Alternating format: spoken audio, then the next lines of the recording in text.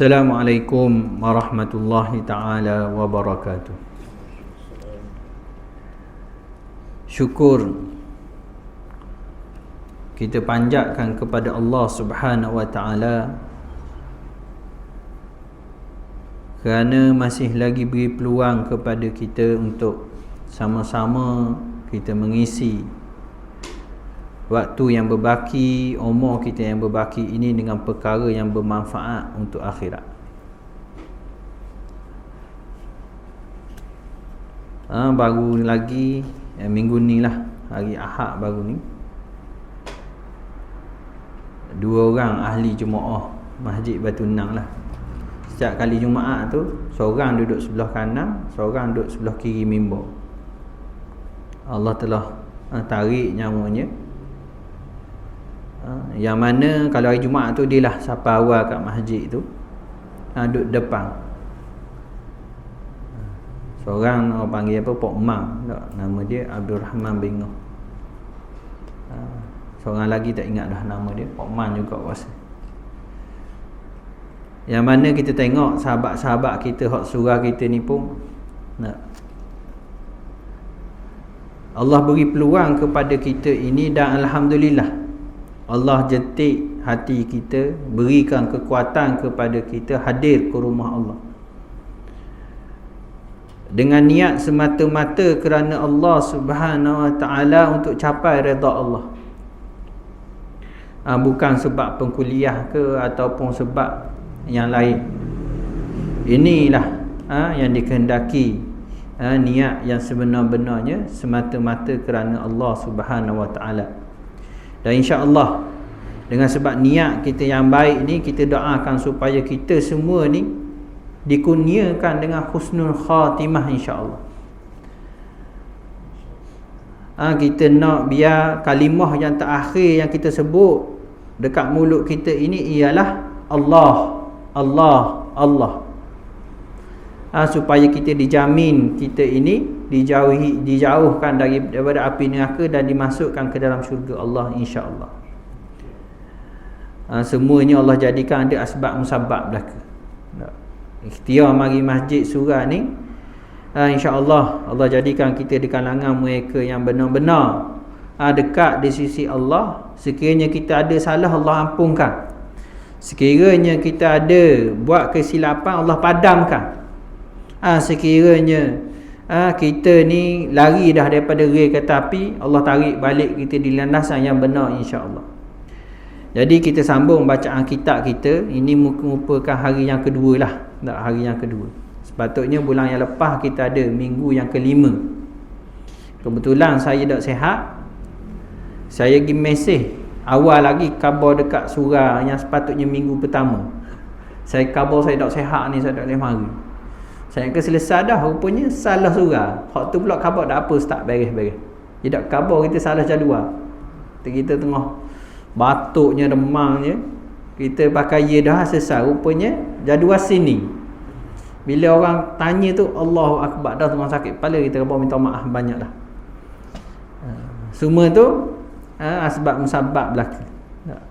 Saya sebenarnya kalau bab kuliah, kalau tempat lain tu maknanya boleh pejam mata lah. Kalau sini insya-Allah kita ikhtiar lah, ikhtiar.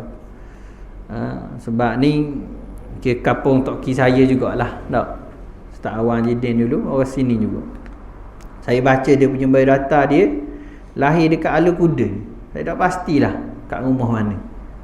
Ada rumah tok bidang ke sini, saya tak pasti. Jadi alhamdulillah Allah beri peluang kepada kita dan kita boleh sambung bacaan kitab kita ni. Merupakan hari yang kedua. Kita dah masuk muka surat 1197. 1197 dalil-dalil berkaitan dengan jual beli. Kita dah masuk fiqh muamalat, dan kita cerita bab mazhab Syafi'i sahaja, dan ada contoh-contoh yang mungkin kita boleh bincang juga sekiranya berkait dengan mazhab yang lain insya-Allah. Sebab dalam bab muamalat ni dia akan pergi paling banyak pandangannya daripada mazhab Hanafi, paling banyak lah. Dia ada pecah-pecahan sampai ke peringkat yang mana bank learning, jual beli learning saham guna pandangan daripada mazhab Hanafi. Tak Nafi. Dalam mazhab Syafi'i kita ni lengkap comel dah. Tapi kalau rujukan bab ibadat semayang apa semua, insya-Allah banyak rujukan dia dalam mazhab Syafi'i. Tapi bila pergi kat muamalat ni, dia banyak pergi dekat perkara tadilah yang kita sebut. Ini semasa saya mengaji pun bab muamalat ni, itulah yang saya nampak dan disampaikan oleh guru-guru saya berkait dengan muamalat ini. Muamalat ni dia dua bidang fiqh yang sentiasa berkembang semuamalat. Yang kedua, bab perubatan. Bab perubatan ni hari-hari ada hukum baru. Mari pandemik ada pula hukum pandemik. Tak pernah terfikir dalam otak kita boleh mayang jarak-jarak. Tak pernah terfikir. Maknanya boleh mayang jarak kita pun apa learning. Bahkan banyaklah benda yang baru yang dijadikan hukum-hukum yang berkaitan tersebut. Jadi itu dalam bab perubatan. Jadi kita pergi dekat satu cabang fiqh yang berkembang ni kerana banyak benda baru ni, iaitu muamalat. Kita pergi kepada sunnah. Terdapat banyak hadis berbentuk perkataan, perbuatan dan perlakuan Rasulullah sallallahu alaihi wasallam yang memperakui bahawa amalan baginda ini, semua hadis ini adalah dalil amalan jual beli diakui oleh syarak. La an ya'khuza ahadukum hablah fayati bihuzmatil hatab ala zahrihi fayabi'aha fayakuffallahu biha wajhah khairun lahu min an yas'alan nas. Mungkin situ man rasanya, man an yas'alan nas a'tauhu aw mana'u. Sesungguhnya perbuatan seorang kamu mengambil talinya, lalu ia memikul seikat kayu api di atas belakangnya, kemudian menjualnya. Dengan itu Allah menjaga mukanya, yakni maruahnya, adalah lebih baik daripada dia meminta-minta belah ihsan orang ramai, sama ada mereka memberi kepadanya ataupun tidak. Ini suruhan dalam hadis ini. Allah sebut jaga mukanya apabila dia menjual kayu tersebut, dan Allah memelihara maruahnya daripada dihina dan menjaga air mukanya. Maknanya kerja guna batang, guna tulang kerak ni lebih baik berbanding dengan kita meminta-minta. Kita mungkinlah pernah jumpa orang minta sedekah tapi badan sihat. Kita pun serba salah nak beri. Mudanya tapi malah kerja minta sedekah. Tu memang kita berasa jeng lah nak beri. Tapi kalau memang dia orang susah, dia tak ada cara lain, hak tu kita rasa rela hati nak tolong. Tapi dalam bab ni Allah suruh dia nega. Zaman sekarang kita ni kalau tengok ada orang muda cuba start jual burger tak. Nak kira benda kecil je, tapi kita kena sokong dia supaya dia ada semangat dan dia reti bab jual beli tu daripada perniagaan burger dia. Kita jangan galakkan pula main game untuk berniaga. Malam ni main game boleh pitih. Untuk saja-saja suka-suka tu tak apalah. Kalau jadi kerjaya bermain game, sebenarnya dia tak selari dengan yang ada dalam Islam. Kalau kita tengok Islam ni, dia ada benda yang kita sebut daruriyat, mesti kena buat, kalau tak mati. Yang kedua, kita ada hajiat, kalau tak buat jadi susah payah. Contohnya jalan raya. Contohnya institusi pendidikan. Tak ada. Kalau tak ada universiti, boleh lagi sebenarnya kita nak ngaji, nuntut ilmu, ada pondok. Tapi dengan ada universiti tu, kita berhajat kepada dia untuk kumpul lagi, banyak lagi orang yang bijak-bijak untuk didik orang faham Islam. Dia ada selagi tahsiniyat. Tahsiniyat ni benda yang menyempurnakan. Dia ada mukammilat, itu dalam bab maqasid lah. Kita dak dang lalu itu, kita berhenti dulu bab usul fiqh, dak pergi dekat hujung maqasid. Tapi nak sebut sini, kalau dia pergi kat geng tu, permainan ke apa ke semua tu, dia pergi dekat tahsiniyat. Tak boleh nak jadi agenda utama. Agenda utama tak boleh. Yang patut diutamakan sekali, kau ikutkan keselamatan dan juga makanan. Hak tu dua utama pemerintah kena jaga. Kemudian dia pergi kepada pendidikan Iqra'. Iqra' tu bukan membaca buku Iqra' tu. Ayat surah Iqra' tu menunjukkan dia panggil dilalah isyarat, memberi dalil secara isyaratnya bahawa kita kena tubuhkan Kementerian Pendidikan untuk jaga memastikan pendidikan ni sampai kepada semua golongan masyarakat.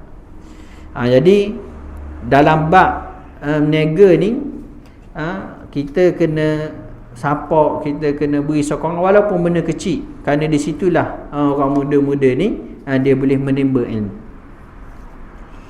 Cuma saya jumpa juga hak jenis ambil kesempatan atas tempat-tempat bersifat institusi agama lah, saya ada jumpa juga.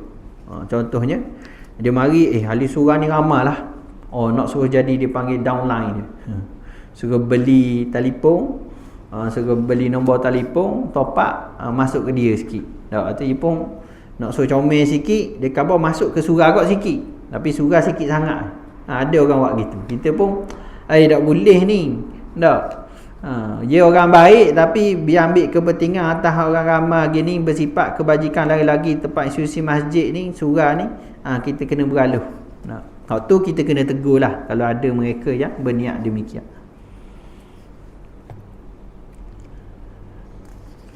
Kemudiannya di sana ada dalil lagi. Melalui perbuatan baginda ialah hadis yang diriwayatkan oleh Aisyah radhiyallahu anha. Anna Nabi sallallahu alaihi wasallam ishtara ta'aman min Yahudi ila ajal wa rahanahu dir'an min hadid. Sesungguhnya Nabi sallallahu alaihi wasallam telah membeli makanan daripada seorang Yahudi secara bayaran tertangguh. Nasi'ah. Dia tangguh ni maknanya hutang lah. Dan baginda gadaikan sebuah baju besi kepadanya. Dia bila baju besi ni benda yang berharga lah dulunya. Dan bila dia gadai ni maknanya ada jaminan hutang itu akan dibayar. Kalau silap, ianya diselesaikan oleh Saidina Umar Al-Khattab, pembayaran kepada Yahudi ini. Kalau silap lah. Kalau salah boleh perbetulkan selepas ini. Nasi'ah ialah melewatkan bayaran itu menangguh pembayaran pada suatu tempoh tertentu. Jadi di sini dalil bahawa Nabi memang melakukan jual beli. Jual beli ni umum lah, termasuklah hutang pun, gadaian pun semua buat jual beli. Para sahabat Rasulullah sallallahu alaihi wasallam juga telah menjalankan urusan jual beli sambil diperhati atau didengar oleh baginda, ataupun mengetahui urusan itu dijalankan dan baginda memperakui apa yang dilakukan dan tidak pula menghalangnya. Maknanya Nabi sendiri tengok sahabat. Sebenarnya dalil ni untuk kita faham sahaja. Kita pun tahu dah memang hukum dia dibolehkan, ada dalam keadaan mendesak jadi wajib, ada keadaan sunat, dan tak dapat tidak kalau kita nak ambil secara hak harta ini mesti melalui jual beli. Kalau tak jual beli dia boleh jadi hadiah dan seumpamanya. Kalau tak ikut kaedah itu juga dia kira ambil secara zalim. Rampas dan seumpamanya adalah ambil secara zalim. Terdapat terlalu banyak hadis berkisah tentang perkara ni. Ni banyak disebut. Tengoklah Sahih Bukhari bab jual beli. Hikmah pensyariatan. Hikmah pensyariatan ni maknanya disyariatkan jual beli ini. Manusia sentiasa memerlukan barangan. Setiap orang tidak mampu menghasilkan semua barangan keperluan kegunaan sendiri. Ni dari sudut fitrah manusia ni memang berhajat di antara satu sama lain. Boleh tak kita hidup seorang diri? Boleh. Duduk dalam hutang, duduk dalam boleh sebenarnya. Tapi susah. Dan manusia ni dia akan fikir cari jalan nak memudahkan urusan.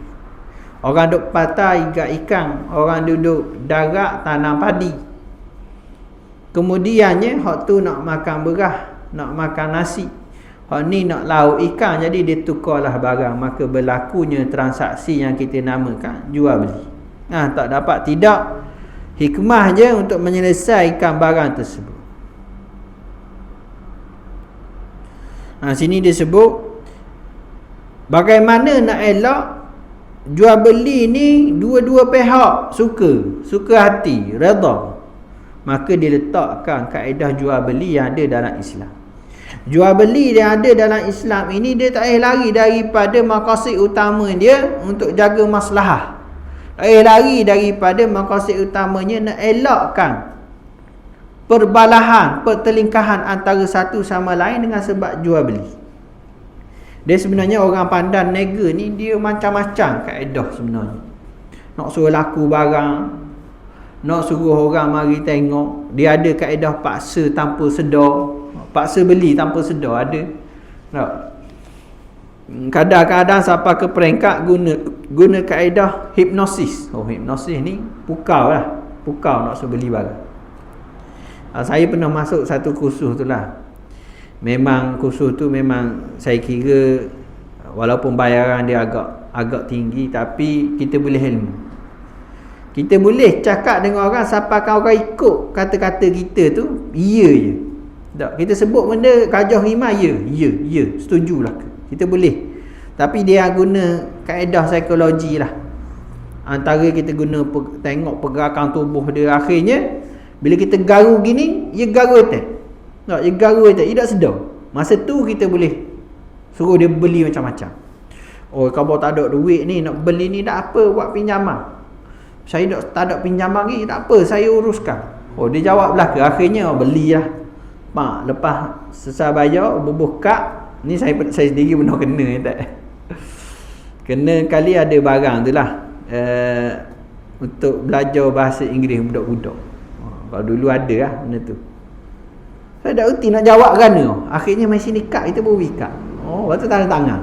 Pak, keluar daripada tu, pengang sekejap. Masa tu kerja tak ada lagi, kerja tak tetap lagi. Kena bayar bulanan dalam 70 riyal gitulah, tapi rasa berat. Hutang 2,300. Masa tu kali pertama yang berhutang, ingat lagi. Tapi gitulah, penipal ni. Mana aku sanggup berhutang. Barang boleh dah kan. Budak kata senyak gitu. Mikir balik memang dia ada kaedah dia. Hak tu bagaimana hukum dalam tu dia bincang belaka dalam bab muamalah. Cuma bab apa ni panggil psikologi ni dia adalah kaedah kita nak elak kita dipengaruhi. Tak. Ni saya boleh daripada kursus tu juga. Cara dia kita kena ajar dalam kepala otak kita ni menafikan perkara yang berbentuk pandangan.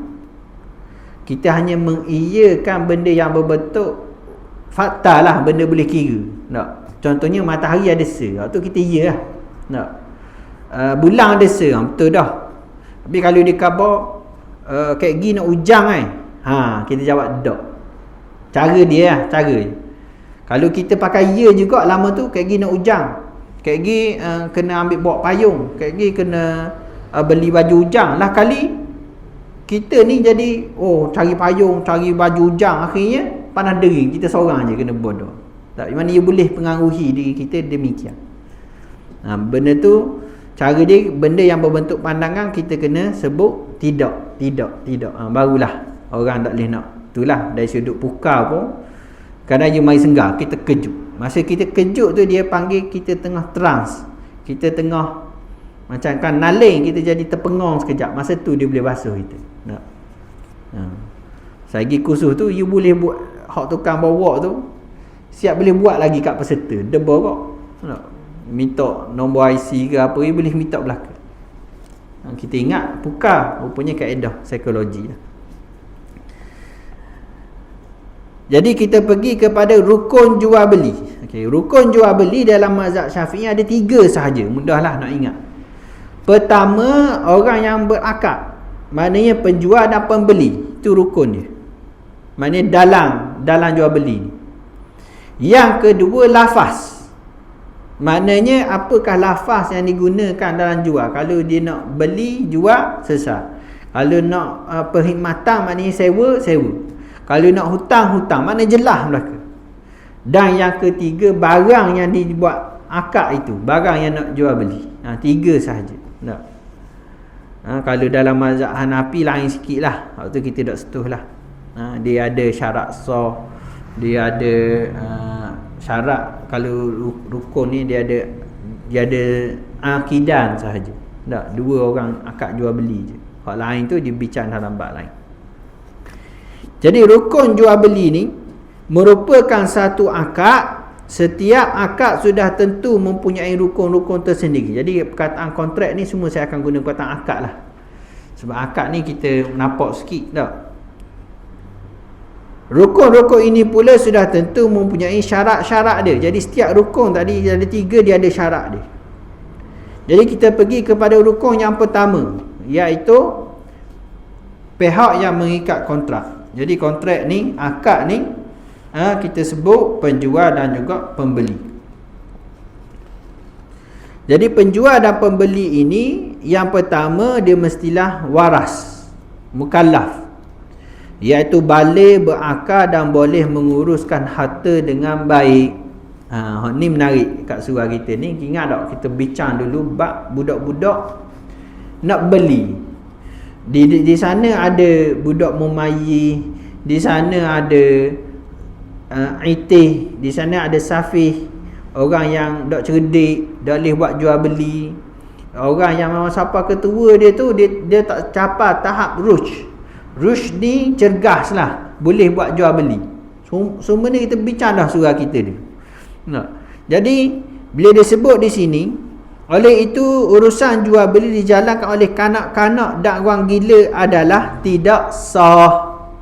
Hak tu perincian dia kita ingat hak dulu. Hak mumayyih ni dia akan bergantung kepada ijazah kepada wali dia. Maksudnya dia pergi beli dulu, balik, wali dia cek balik, tengok betul jual beli, maka sah jual beli. Maknanya kalau budak tu pergi beli sendiri tanpa ada wali ni ataupun orang yang cek ni, jual beli dia tergantunglah dari sudut hukumnya. Contohnya orang yang membelanjakan hartanya perkara yang diharamkan, atau orang yang terlalu boros membelanjakan harta walaupun untuk mempunyai barang yang harus, atau orang yang dianggap cuai dan tidak bijak serta tidak berpengalaman menguruskan harta. Jadi semua ni tak boleh buat akad jual beli. Dengan kata lain, mestilah orang yang berakal ataupun capai tahap rushdun. Tak, rushd ni orang yang boleh mengambil menimbang tara. Allah jadikan manusia ni beza. Ada orang ligak, ada orang slow. Tak. Tapi bukanlah sebab menjadi dia ni masuk syurga ataupun neraka. Bukan semua orang bijak masuk syurga. Betul tak? Boleh jadi hak tak bijak ni masuk syurga ramai lagi berbanding hak bijak ni. Sebab bijak guna untuk kebaikan, dia dapatlah faedah untuk akhirat. Tapi kalau bijak untuk guna pada kejahatan, dia panggil licik, syatir. Tak, licik. Bila licik, dia ni banyak mainan dia, boleh jadi dia buat perkara yang haram, orang tak sedar. Tak.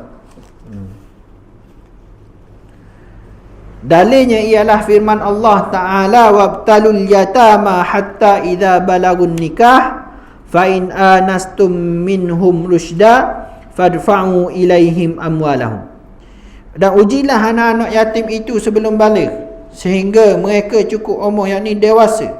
Kemudian jika kamu nampak daripada keadaan mereka tanda-tanda yang menunjukkan bahawa mereka telah cerdik.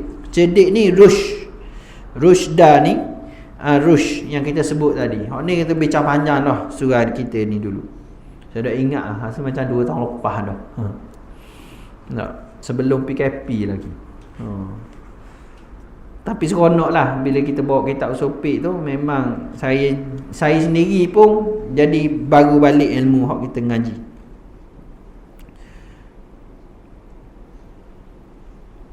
Dan berkebolehan menjaga harta mereka, maka serahkanlah kepada mereka harta mereka. Ini maknanya anak yatim yang ada harta. Dengan sebab kematian mak ayah dia mewarisi harta yang banyak sebagai contoh. Jadi masa dia kecil, dia tak boleh urus sendiri. Dia mestilah wali dia. Wali yang menguruskan dia mestilah hak berkait dengan diri budak tu. Tiba bahang ke pak saudara, bahang ke tu, hak itulah yang berlaku dalam masyarakat kita. Sebab benda tu tak ada atas kertas, benda tu tak ada orang pantau. Jadi budak pula yang jadi mangsa. Memang kes tu banyak berlaku. Dan kadang-kadang kalau kita cek balik, dan anak-anak kita ada Allah uji dengan anak yatim. Hak tu memang Allah jadikan sunnatullah, ujian buat kita juga. Bila kita tahu hak penjaga dia tu tidak amanah, kita kena ambil tindakan. Kita kena ambil tindakan supaya selamatkan anak yatim tersebut. Itulah tanggungjawab kita secara tak langsung sebenarnya. Dalam ayat di atas, Allah Ta'ala memerintahkan para penjaga agar menguji anak-anak yang berada di bawah jagaan mereka dengan cara menyuruh mereka menjalankan urusan jual beli setelah mereka cukup umur. Jika mereka dapat menguruskan harta tersebut dengan baik, mereka akan diberikan kebenaran untuk memperolehi semua harta mereka dan segala urusan mereka dianggap sah. Maknanya kanak-kanak itu dah sampai peringkat rushd, maknanya mumayyih yang rushd. Semua kanak-kanak dan mereka yang tidak siuman tidak layak menguruskan harta. Ini seperti mana hadis rufi'an qalam, diangkat pena pada 3 orang, li ihdas salas. Orang gila yang kehilangan akalnya sehingga dia sembuh, orang yang tidur sehingga dia sedar, kanak-kanak sehingga dia bermimpi iaitu cukup umur. Ada tak orang gila sembuh? Ada. Dia biasanya hak jadi sakit mental, dia boleh pulih balik. Bila dia pulih, kalau dia sakit mental dia tu sekitar 2 tahun, dia dah ingat sikit kenapa berlaku. Tak, dia macam otak lain dah. Jarang lelaki gila daripada kecil ke apa ke, tak, besar baik. Tapi hak gila masa besar ni, dia boleh sembuh balik. Orang yang tidur sehingga dia sedar. Dia orang tidur sehingga sedar ni, dia adalah, belum ni kita pernah bahas, kalau pengsan, dia pengsan sebelum maghrib, dia sedar selepas isyak.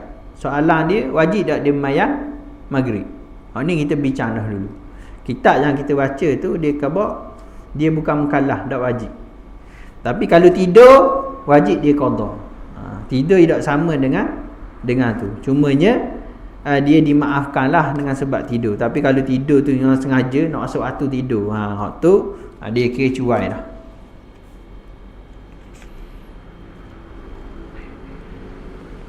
Jadi itu syarat yang pertama untuk 2 orang yang buat akad jual beli. Yang kedua, bebas membuat pilihan ketika mengikat akad. Maknanya dia bebas nak pilih barang apa, dia tak boleh dipaksa beli dan seumpamanya. Dalil dia daripada firman Allah Ta'ala, illa an takuna tijaratan antaradim minkum, kecuali dengan cara perniagaan yang dilakukan secara suka sama suka di antara kamu.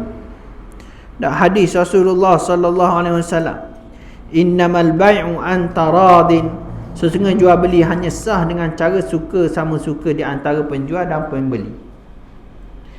Yang mana dianggap sah apabila dilakukan secara sukarela oleh kedua-dua pihak.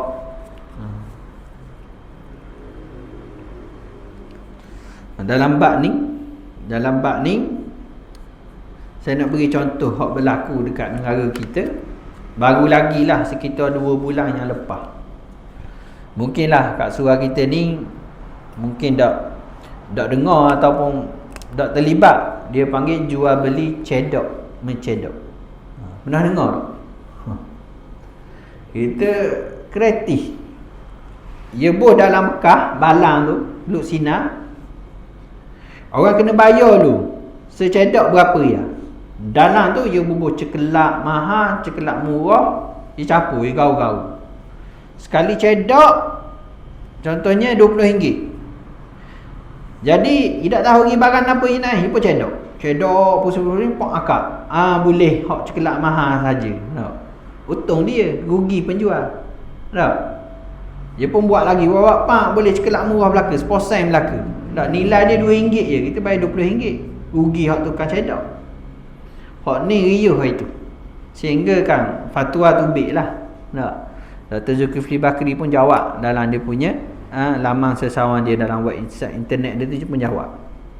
Mudah kata hak tu sebelum tu lah, kita ni kadang-kadang hak ustaz-ustaz ni kadang-kadang ada kat jenis, yelah jenis nak cari ni dia akan respon cepat, respon dia salah pula.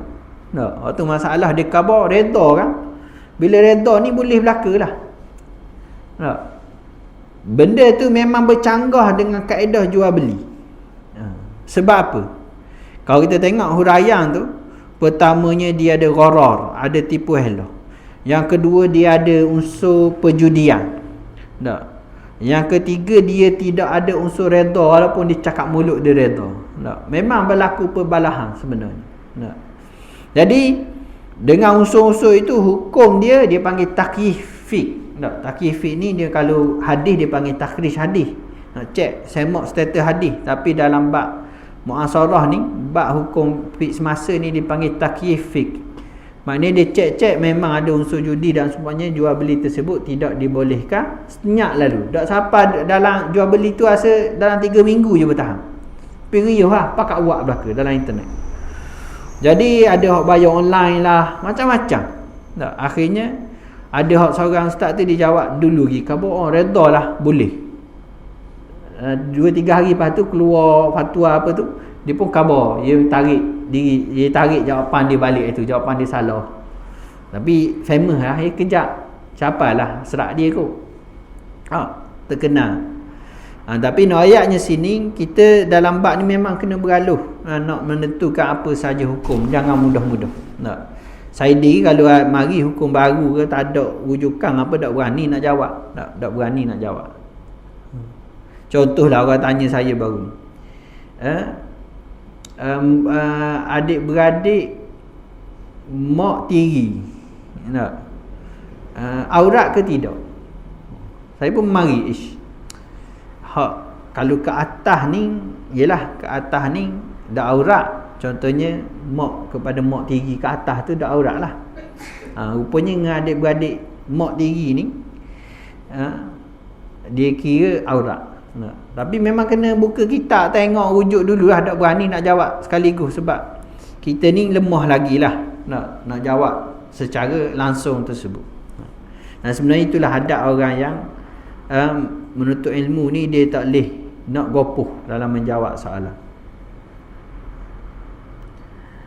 Jadi dengan sebab redha dengan pahaman kita tu semata-mata tak kena. Kita mesti dia redha ni diikat dengan cara jual beli yang betul, barulah yang disebut redha. Sebab apa? Jual beli ni barang nampak tak? Redha ni barang nampak tak? Redha ni kita boleh nampak tak orang tu redha tak redha? Boleh nampak tak sebenarnya? Kalau dari sudut hukum fiqh ni, dia khabar tak boleh nak nampak melainkan cara yang betul. Melalui cara betul itulah kita sebut dia redha.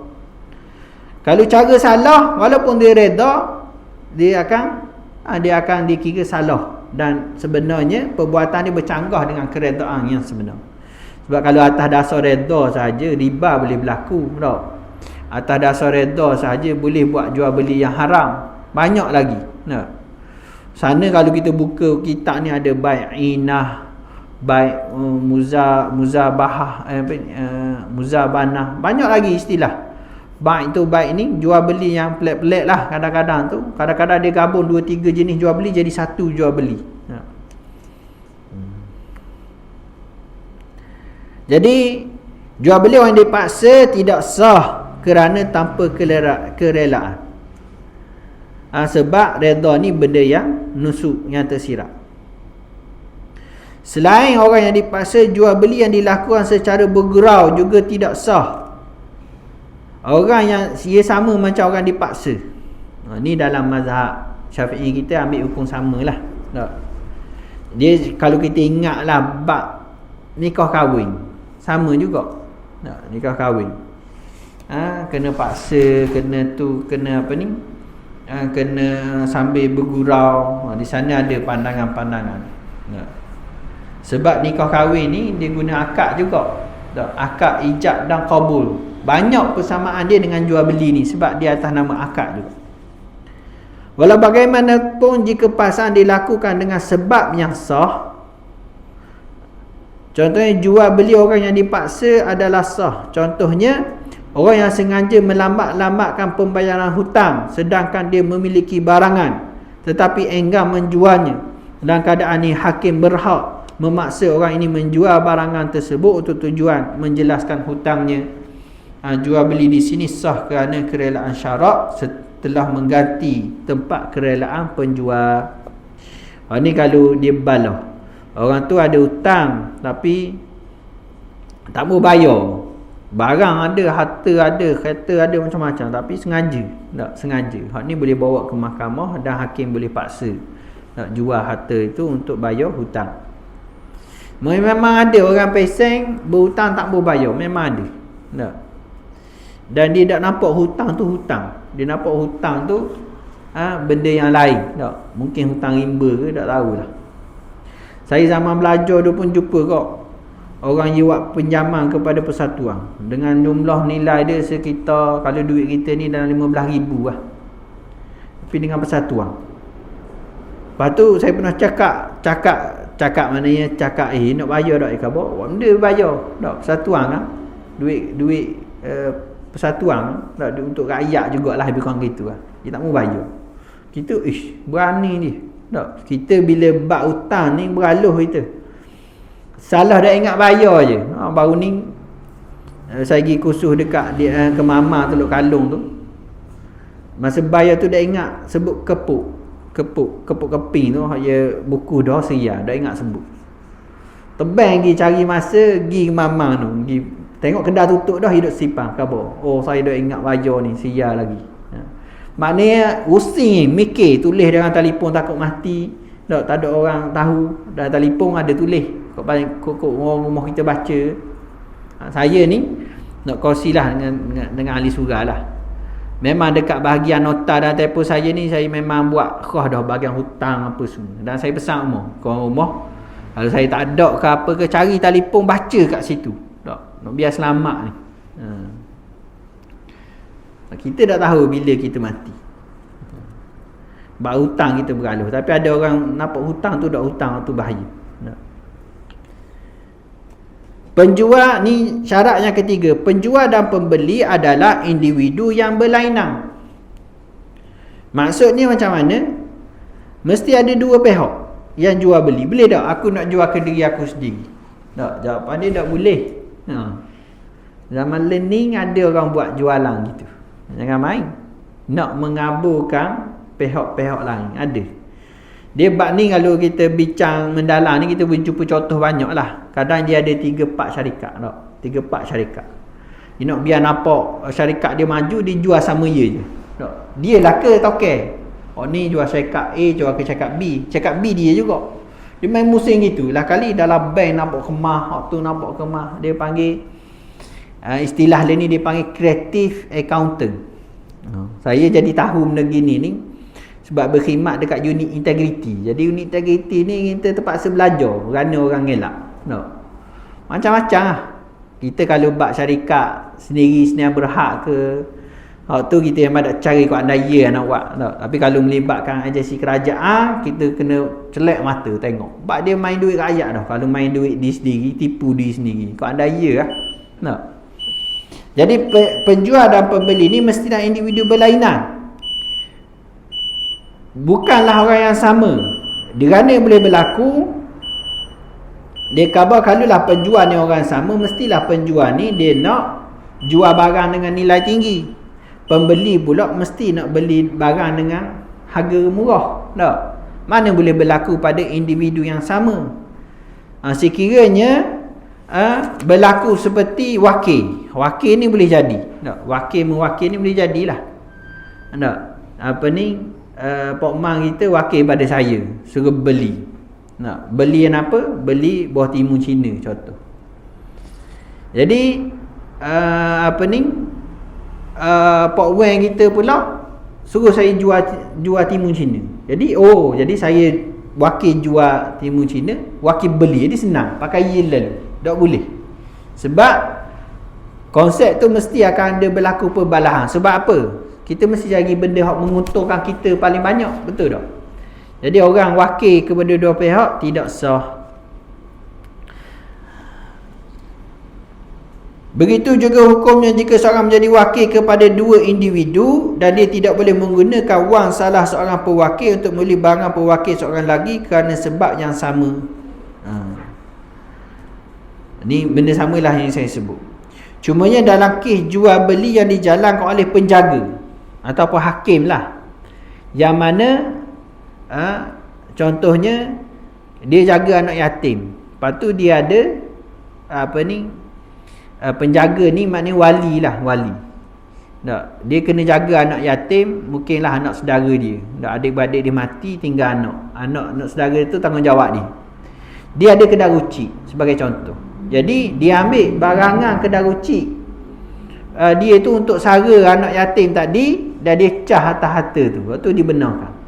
Tapi dengan syarat dapat izin daripada hakim. Dia sebenarnya tidak akan jadi wakil dengan sebab dia wali, masa yang sama dia jual beli barang dia sendiri. Dan yang ketiga, yang keempat. Yang keempat ni yang terakhir lah untuk kita malam ni, dekat rukun yang pertama. Boleh melihat. Iaitu jual beli orang buta tidak sah kerana wujudnya kejahilan yang ketara. Untuk tujuan jual beli, orang buta perlu mewakilkan kepada orang lain untuk membeli atau untuk menjual bagi pihaknya. Jadi orang buta ni tak boleh melakukan jual beli dengan diri dia sendiri. Dia mesti ada wakil yang menjaga. Learning bulan ni saya dengar dua orang sahabat saya lah, belajar sekali dekat Uniza dulu. Diuji anak dia masa kecil boleh tengok Malik ada. Tak, mari masuk umur 4 tahun tak boleh tengok. Jadi pelik. Tak. Hak seorang lagi umur 12 tahun baru tak boleh nampak. Jadi macam ada radang mata. Jadi buta. Ada buat main ajak itu Ustaz Ridwan Makna pun ada buat main ajak. Jadi amal learning kita tak tahulah penyakit tu boleh mari tiba-tiba. Jadi saya ni baru lagi berumah tangga tak. Maknanya sekitar 11 tahun baru rumah tangga. Anak 3 orang kecil-kecil. Jadi main rusing. Penyakit pelik-pelik learning. Tak? Dengan mainan pelik-pelik learning. Main game boleh pitih. Kita dulu main game boleh kena pinyak je. Boleh otang je. Orang learning boleh pitih. Tak? Pitih buat beli. Kalah mokpok pula. Jadi senyap kita. Amal learning lah. Jadi penjual dan pembeli ni dia mestilah boleh melihat. Dan sekiranya dia buta, dia hendaklah mewakilkan kepada pihak yang lain untuk melihat bagi pihak dia. Tujuan dia supaya orang buta ni tak kena tipu. Tak? Kalau orang buta kena tipu, balah parok kok, dia balah, dia marah parok juga. Tak. Nah, kat Kuala Neruh ni special lah. Kalau kat tempat lain kita ada petis tak dekat ni, kat sebelah Taki. Persatuan orang kurang upaya buta penglihatan. Aktif. Dia ada komuniti dia, bergerak, membantu antara satu sama lain lah. Tak, kita ada peguam tak? Anak Cikgu Yusof peguam kira peguam yang berkaliber lah di peringkat Malaysia sendiri, nak diiktiraf walaupun dia buta. Jadi gitulah untuk jual beli ni semuanya maknanya kita sebut tadi rukun pertama, orang yang penjual dan pembeli. Ni saya nak buat rekasan lah hak yang pertama ni. Kalau sirah nanti kita akan tengok siapakah yang kita tak masuk lagi tak. Sebab dia ada lafaz penjual dan juga pembeli itu, dia ada ijab dan qabul. Ijab qabul ni dalam bab nikah kahwin dulu, aku terimalah akan nikahnya dengan mas kahwin yang tersebut itu tak. Ijab qabul ni dalam mazhab Syafi'i kita ni dan kitab kita ni lah dia akan sebut Penjual dia akan buat ijab, pembeli dia akan qabul. Ijab ni dia lafaz jual beli itulah. Qabul ni terima ke tak terima? Qabul ni terima lah. Tak. Tapi dalam mazhab Hanafi tidak kira. Siapa yang sebut dulu dia ijab. Siapa yang sebut kediam dia qabul. Boleh jadi tak pembeli tawar dulu? Boleh. Kita mari kedai, saya nak beli lah. Tak. Penjual khabar, saya jual.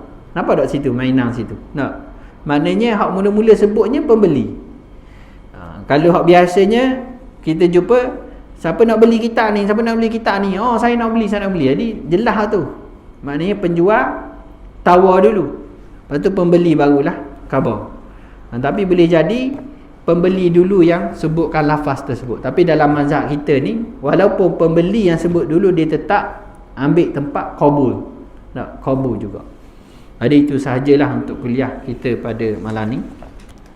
Mudah-mudahan saya sendiri pun tak bercadang nak bawa nak bawa laju bab ni, sebab kita nanti ada banyak contoh-contoh yang kita boleh ambil kira supaya kita ni lebih memahami hukum jual beli ni, dan supaya harta yang kita dapat ni halal, dan kita boleh jawab pula soalan-soalan berkait dengan jual beli ni, insya-Allah. Apa yang baik itu daripada Allah, apa yang kurang tu daripada saya sendiri. Aku qauli hadza wa astaghfirullahal azim li wa lakum. Wassalamualaikum warahmatullahi taala wabarakatuh. A'udzubillahi minasyaitonir rajim. Bismillahirrahmanirrahim. Allahumma rzuqna ya rabbi fahman nabiyyin wa hifzal mursalin wa ilhamal malaikati muqarrabin fi afiyatin ya arhamar rahimin. Sallallahu ala sayyidina Muhammadin wa ala alihi wa sahbihi wa baraka wa sallam. Alhamdulillah.